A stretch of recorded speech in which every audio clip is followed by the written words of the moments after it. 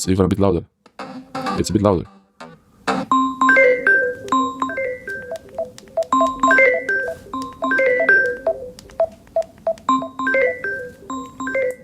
It's interesting, this I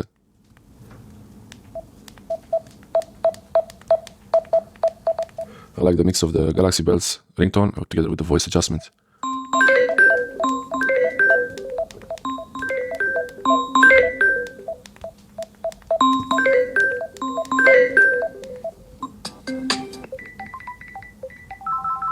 Could keep this one.